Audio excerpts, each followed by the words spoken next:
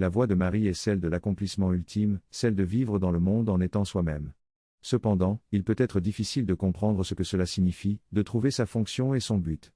Le discernement entre le vrai contentement et le déni est crucial. Être content, c'est être comblé en exprimant qui l'on est, en faisant ce que l'on aime. Ceux qui suivent la voie de Marie sont appelés à devenir ce qu'ils désirent voir reflété dans le monde.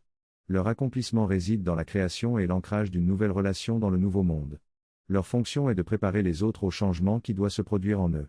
La voie de Marie et la voie de Jésus sont complémentaires, démontrant la vérité de l'union directe avec Dieu et la relation entre les mondes intérieurs et extérieurs.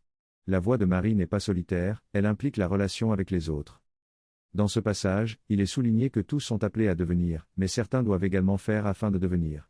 La voie de Marie ne nécessite pas nécessairement de faire une fonction spécifique dans le monde, mais plutôt de recevoir, partager et incarner ce qu'ils sont destinés à devenir. C'est un acte d'incarnation et un modèle dans lequel ce qui est imaginé devient réalité grâce à l'union avec l'Esprit pur. Cette voie correspond à la fin de la voie de Jésus, qui est celle des miracles, mais diffère en ce sens qu'elle est basée sur l'union et la relation plutôt que sur une vie individualisée. Il est également souligné qu'il n'est pas nécessaire que ceux qui suivent la voie de Jésus soient acclamés, ni que ceux qui suivent la voie de Marie restent dans l'obscurité. Chacune de ces voies est nécessaire pendant cette période de transition et ceux qui les suivent doivent être fidèles à leur propre être et à l'appel du soi. Au fur et à mesure que la voie de Marie se répandra, les préoccupations d'acclamation et d'obscurité disparaîtront. De plus, la peur de perdre le soi est la peur fondamentale, même pour ceux qui n'ont pas encore trouvé le soi.